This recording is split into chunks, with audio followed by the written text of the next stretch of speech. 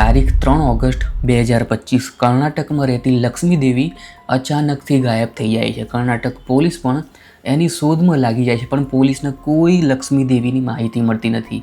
ત્યારે જ પોલીસની મદદમાં એક કૂતરો આવે છે અને એ કૂતરો એવું સબૂત લઈને આવે છે જે આખા કેસને સોલ્વ કરાવી નાખે છે અને એક એવી સ્ટોરી બહાર પાડે છે જે સ્ટોરીમાં નફરત અને ષડયંત્ર ભરેલું હતું. તો એ દિવસે તારીખ હતી 4 ઓગસ્ટ 2025. કર્ણાટકના વેલ્વી પોલીસ સ્ટેશનમાં એક વસવરાજ નામનો માણસ ગભરાતો પોલીસ સ્ટેશનમાં ઘૂસી જાય છે.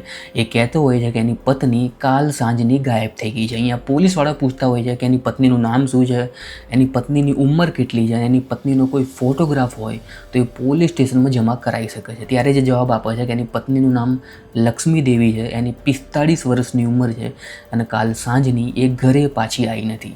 અહીંયા પોલીસ વસવરાજને પૂછતી હોય છે કે તમારે છેલ્લે તમારી પત્ની જોડે શું વાત થઈ અને છેલ્લે શું કહીને ઘરેથી નીકળી હતી. ત્યારે જ વસવરાજ જવાબ આપે છે કે એની પત્ની એની છોકરીને મળવા એના સાસરે ગઈ હતી હનુમંતપુરા ગામમાં. એની છોકરીનું નામ તેજસ્વી છે, પણ ત્યાંથી એમની પત્ની પાછી ઘરે આવી નથી. અહીંયા પોલીસ વસવરાજને પૂછતી હોય છે કે તમે એકવાર કન્ફર્મ કરી લો, તમારી છોકરી તેજસ્વીને પૂછી લો કે કન્ફર્મ એમના ઘરેથી નીકળી ગઈ છે ને. ત્યારે જ વસવરાજ કહેતો હોય છે કે મેં જ્યારે તેજસ્વીને કોલ કર્યો તો એ કહેતી હતી કે એની મધર ક્યારની એમના ઘરેથી નીકળી ગઈ છે અને કલાકો વીતી ગયા છે અને એક દિવસ વીતી ગયો છે, પણ લક્ષ્મી દેવીની કોઈ ખબર નથી, એમનો ફોન લાગતો નથી. આ બધી જ ડિટેલ મળ્યા પછી પોલીસ મિસિંગની રિપોર્ટ દાખલ કરે છે અને લક્ષ્મી દેવીની શોધમાં લાગી જાય છે. પહેલાં પોલીસ આજુબાજુવાળાની પૂછપરછ કરવાનું ચાલુ કરે છે. ત્યારે જ પોલીસને વિચાર આવે છે કે આપણે આ તેજસ્વીની પૂછપરછ કરીએ, કદાચ તેજસ્વી જ આની અંદર ઇન્વોલ્વ હશે એની મધરને ગાયબ કરવામાં.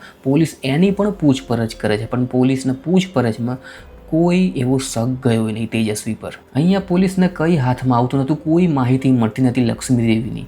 ત્યારે જ પોલીસ લક્ષ્મી દેવીના કોલ ડિટેલ ચેક કરવાનું ચાલુ કરે છે, પણ ત્યાં પણ પોલીસને એક ડેડ એન્ડ મળે છે, કારણ કે કોલ ડિટેલની અંદર પણ એવો કોઈ નંબર પકડાતો નથી જેના પર પોલીસ વધારે શક કરી શકે. અને જે જગ્યાએથી લક્ષ્મી દેવી ગાયબ થઈ હતી એક ગામડાની અંદરથી, ત્યાં કોઈ CCTV પણ હતા નહીં. તો હવે લક્ષ્મી દેવીને શોધવી કેવી રીતે? વેલ્વી પોલીસ પણ 3 દિવસ સુધી સખત મહેનત કરતી રહી, પણ અચાનક આવે છે 7 ઓગસ્ટ 2025. એ દિવસે વેલ્વી પોલીસ સ્ટેશનથી દૂર એક કોટાગીરી ગામ આવેલું છે. એ જ ગામની અંદર એક કૂતરો એક માણસના હાથને એના મોઢામાં લઈને ફરતો હોય છે. ત્યારે જ કોટાગીરી ગામમાં રહેતા લોકો કોટાગીરી પોલીસ સ્ટેશનમાં કોલ કરે છે અને આ વાત જેવી પોલીસને ખબર પડે છે, પોલીસ ફટાફટ કોટાગીરી ગામ જવા માટે નીકળી જાય છે. કોટાગીરી પોલીસ પણ ગામમાં જઈને જેવી તેવી રીતે કૂતરાને પકડે છે અને એના મોઢામાંથી એ માણસના હાથને બહાર કઢાવે છે. જેવો જ પોલીસે એના હાથને જોવો છે, અહીંયા પોલીસ સમજી ગઈ હતી કે આ હાથ કોઈ લેડીઝનો છે, કારણ કે હાથના આંગળીના ભાગમાં સોનાની વીંટી પહેરેલી હતી. અહીંયા એ તો કન્ફર્મ થઈ ગયું હતું કે આ લાશ લેડીઝની છે, પણ લાશના બીજા ભાગ હજુ પણ પોલીસ જોડે હતા નહીં. ત્યારે જ પોલીસ વિચારે છે કે જો આ લાશનો હાથનો ભાગ અહીંયાથી મળ્યો છે તો બીજા લાશના ભાગ પણ આજુબાજુ જ હશે. ત્યારે જ પોલીસ શોધવાનું ચાલુ કરે છે. આ ટુકડાઓને શોધવા માટે પોલીસ સખત મહેનત કરે છે અને એક આખો દિવસ આખા જંગલમાં ફરવાનું ચાલુ કરે છે. ત્યારે જ પોલીસના હાથમાં 10 પોલિથીનની થેલી આવે છે. એની અંદર અલગ અલગ લાશના ટુકડા પેક કરેલા હતા. આ લાશના ટુકડાને જ્યારે પોલીસ ફોરેન્સિકની અંદર મોકલે છે, ત્યારે જ ફોરેન્સિકવાળા કહેતા હોય છે કે આ તમે જે લાશના ટુકડા મોકલ્યા છે એ તો અડધી લાશના ટુકડા છે, હજુ પણ અડધી લાશ એ જંગલમાં પડી રહી છે, તમે ફટાફટ એ અડધી લાશના ટુકડા શોધી આપો. ત્યારે જ આપણે આ લાશને આઈડેન્ટિફાઈ કરી શકીશું કે આ લાશ કોની છે. આના લીધે જ કોટાગીરી પોલીસ બીજા દિવસે ફરીથી એ જંગલમાં ઉતરી જાય છે અને શોધવાનું ચાલુ કરે છે.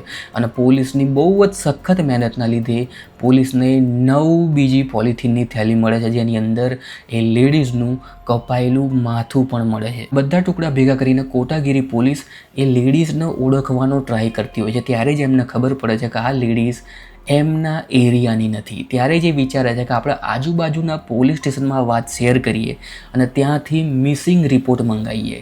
ત્યારે જ અલગ અલગ પોલીસ સ્ટેશનવાળા આ કોટાગીરી પોલીસ સ્ટેશનમાં મિસિંગ રિપોર્ટ મોકલવાનું ચાલુ કરે છે. જેવી જ વેલ્વી પોલીસ સ્ટેશનની મિસિંગ રિપોર્ટ કોટાગીરી પોલીસ સ્ટેશનમાં પહોંચે છે, ત્યારે કોટાગીરી પોલીસ પણ આ લક્ષ્મી દેવીને આઈડેન્ટિફાઈ કરી લે છે અને લાશ લક્ષ્મી દેવીની નીકળે છે, જે લક્ષ્મી દેવીને વેલ્વી પોલીસ શોધી રહી હતી. આટલું કન્ફર્મ થતાં કોટાગીરી પોલીસ વેલ્વી પોલીસને કોન્ટેક્ટ કરે છે અને વેલ્વી પોલીસ દ્વારા એમના પતિ વસવરાજને કોટાગીરી પોલીસ સ્ટેશન બોલાવે છે. ત્યારે જ વસવરાજની પૂછપરછ કરવામાં આવે છે અને વસવરાજને એ લાશના ટુકડા બતાવવામાં આવે છે અને ખાસ કરીને માથાનો ભાગ બતાવવામાં આવે છે.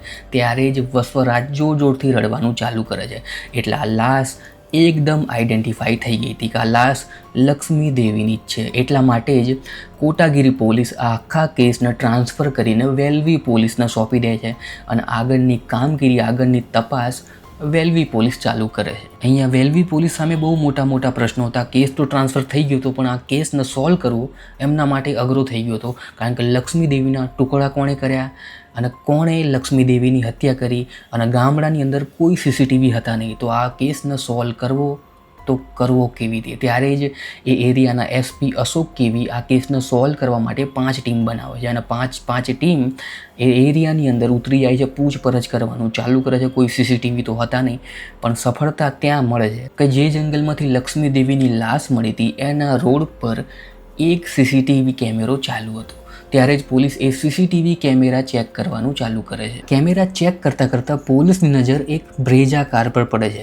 એ વ્હાઇટ કલરની બ્રેઝા કારની અંદર પાછળની નંબર પ્લેટ અલગ હોય છે અને એની આગળની નંબર પ્લેટ પણ અલગ હોય છે. પોલીસ તરત જ આ બંને નંબર પ્લેટનું વેરિફિકેશન કરવાનું ચાલુ કરે છે. ત્યારે એક નંબર પ્લેટ એકદમ ફેક નીકળે છે અને એક નંબર પ્લેટ એકદમ સાચી નીકળે છે. એમાં જે સાચી નીકળે છે એ નંબર પ્લેટ એક સતીશ કે નામના માણસની નીકળે છે, જેની આ બ્રેઝા કાર હતી. અહીંયા પોલીસ સતીશની પાછળ પડી જાય છે અને એની બધી ડિટેલ નીકળવાનું ચાલુ કરે છે. ત્યારે જ પોલીસને ખબર પડે છે કે સતીશ કોઈ ઓડાગીરી ગામનો રહેવાવાળો છે અને એનો ફોન 3 તારીખનો સ્વિચ ઓફ આવ્યો છે. એ જ 3 તારીખ જે 3 તારીખે લક્ષ્મી દેવી ગાયબ થઈ હતી. આ કેસની અંદર સતીશનું મળવું બહુ જ જરૂરી થઈ ગયું હતું. એના વગર આ કેસ આગળ વધે એમ હતો નહીં. એટલે જ પોલીસ એમના ખબરીઓને વાત પહોંચાડે છે. એમના ખબરીઓને સતીશના ફોટા મોકલી દે છે અને એમના ખબરીઓને જલ્દીથી શોધવાનું કહે છે. ત્યારે જ પોલીસના એક ખબરીને આ સતીશ ચિકમંગલુરની અંદર દેખાય છે. પોલીસ તરત જ ચિકમંગલુર જઈને સતીશને અરેસ્ટ કરે છે અને એની કડક રીતે પૂછપરછ કરવાની ચાલુ કરે છે. પહેલાં તો સતીશ લક્ષ્મી દેવીને ઓળખવાની જ ના પાડી દે છે, પણ પછી જ્યારે પોલીસ એકદમ કડક થાય છે ત્યારે જ સતીશ કહે છે કે આ કામ એણે એકલાએ કર્યું નથી. આની અંદર એનો ભાઈ કિરણ અને લક્ષ્મી દેવીનો જમાઈ રામચંદ્ર પણ સામેલ છે. આ બંને ભાઈઓને રામચંદ્રએ લાલચ આપી હતી 4 લાખ રૂપિયાની અને સરકારી નોકરી આપવાની પણ લાલચ આપી હતી. એટલે જ આ બંને ભાઈઓ મળીને લક્ષ્મી દેવીની હત્યા કરી નાખી. પોલીસને જ્યારે આ વાત ખબર પડી તો પોલીસે એના ભાઈ કિરણ અને લક્ષ્મી દેવીના જમાઈ રામચંદ્રને પોલીસ સ્ટેશન બોલાવે છે અને પછી ત્રણેયની એક સાથે પૂછપરછ કરવાનું ચાલુ કરે છે. પહેલાં પોલીસ સીધો જ પ્રશ્ન રામચંદ્રને પૂછે છે, કેમ તે તારી સાસુની હત્યા કરાવડાવી? ત્યારે જ રામચંદ્ર કહેવાનું ચાલુ કરે છે કે એની સાસુના અલગ માણસો જોડે આડા સંબંધો ચાલતા હતા અને એની સાસુ એની છોકરીને પણ આ આડા સંબંધો બનાવવા માટે ફોર્સ કરતી હતી અને વારે ઘડી એના ઘેર આવતી જતી હતી. આ રોજની અવર જવરના લીધે રામચંદ્રની અંદર એક ડર બેસી જાય છે, કદાચ એની પત્ની પણ એની સાસુ જેવી ના થઈ જાય, આડા સંબંધો બનાવતી ના થઈ જાય. એના બીકથી જ રામચંદ્ર એની સાસુને હટાવવા માટે એક પ્લાન બનાવે છે. આ પ્લાન 6 મહિના પહેલાં જ તૈયાર કરવામાં આવે છે અને એક નવી વ્હાઇટ કલરની બ્રેઝા ખરીદવામાં આવે છે, એ પણ સતીશના નામથી, અને પૈસા રામચંદ્ર આપે છે. એટલે પકડાય તો સતીશ પકડાય, રામચંદ્ર પકડાય નહીં. આ ગાડી ખરીદ્યા પછી આ ત્રણેય જણા રાહ જોઈને બેઠા હોય છે ક્યારે લક્ષ્મી દેવી એમની છોકરી તેજસ્વીને મળવા આવે. અને એક દિવસ લક્ષ્મી દેવી તેજસ્વીને મળવા આવે છે અને ત્યારે જ આ ત્રણેય લોકો એમના પ્લાન પર કામ કરવાનું ચાલુ કરે છે. જેવી જ લક્ષ્મી દેવી એમની છોકરીને મળીને પાછી એમના ગામે જતી હોય છે ત્યારે જ આ ત્રણેય જણા વ્હાઇટ કલરની બ્રેઝા લઈને આવે છે અને લક્ષ્મી દેવીને કહે છે કે અમે તમારા ગામે જ જઈએ છીએ, અમે તમને ત્યાં જ શાંતિથી ઉતારી દઈશું. લક્ષ્મી દેવી પણ એમના જમાઈના ભરોસા પર આવીને એ ગાડીની અંદર બેસી જાય છે. જેવી જ ગાડી જંગલના સુમસામ એરિયામાં પહોંચે છે ત્યારે જ અચાનકથી પાછળ બેઠેલા બંને ભાઈ લક્ષ્મી દેવીનું ગળું દબાઈને હત્યા કરી નાખે છે. હત્યા કર્યા પછી લક્ષ્મી દેવીની લાશને બ્રેઝા કારની અંદર જ રાખે છે અને બ્રેઝા કાર ફટાફટ સતીશના ફાર્મ પર લઈ જાય છે અને સતીશના ફાર્મ પર જઈને આ ત્રણેય જણા લક્ષ્મી દેવીના 19 ટુકડા કરે છે. 19 ટુકડા કર્યા પછી એ બધા ટુકડા એ પોલિથીનમાં પેક કરે છે અને પોલિથીન અલગ અલગ જગ્યાએ ફેંકી દે છે. આ પ્લાન પર એમને બહુ હદથી વધારે ભરોસો હતો કે ક્યારેય પકડાય નહીં, પણ આ કેસની અંદર એક કૂતરો આવી જાય છે. એક કૂતરો લક્ષ્મી દેવીનો હાથ લઈને ગામની અંદર પહોંચી જાય છે અને આ ગામ પોલીસને કોન્ટેક્ટ કરે છે અને પછી આખો કેસ આ રીતે સોલ્વ થાય છે. અત્યારે આ ત્રણેય જણા જેલની અંદર સજા કાપી રહ્યા છે. ત્યાં સુધી તમારા વિચાર શું છે આ કેસના રિલેટેડ એ જરૂરથી કોમેન્ટ સેક્શનમાં લખજો. ત્યાં સુધી મેં આવો જ એક બીજો વિડીયો બનાવ્યો છે જેમાં આ જ રીતે વલસાડના ઉદવાડા રેલવે સ્ટેશન પર વિકલાંગ છોકરીની લાશ મળે છે. એ પણ એની જોડે જબરજસ્તી કરવામાં આવે છે, પછી એને મારી નાખવામાં આવે છે. પછી એક પછી એક રેલવે સ્ટેશન પર વિકલાંગ છોકરીઓની લાશ મળતી થાય છે. અહીંયા પોલીસ વિચારતી હોય છે કેમ આ સિરિયલ કિલર વિકલાંગ છોકરીઓનો શિકાર બનાવે છે, કેવી રીતે પોલીસ એ વિકલાંગ સિરિયલ કિલરને પકડે છે અને કેવી રીતે આખો કેસ સોલ્વ કરે છે. તમે આખો વિડીયો અહીંયા ક્લિક કરીને જોઈ શકો છો. ત્યાં સુધી હું મળીશ તમને આગળના વિડીયોની અંદર. આ વિડીયો કેવો લાગ્યો જરૂરથી કોમેન્ટ સેક્શનમાં લખજો. આ ચેનલને સબસ્ક્રાઈબ જરૂરથી કરજો અને આ વિડીયોને લાઇક જરૂર કરજો. Thanks for watching.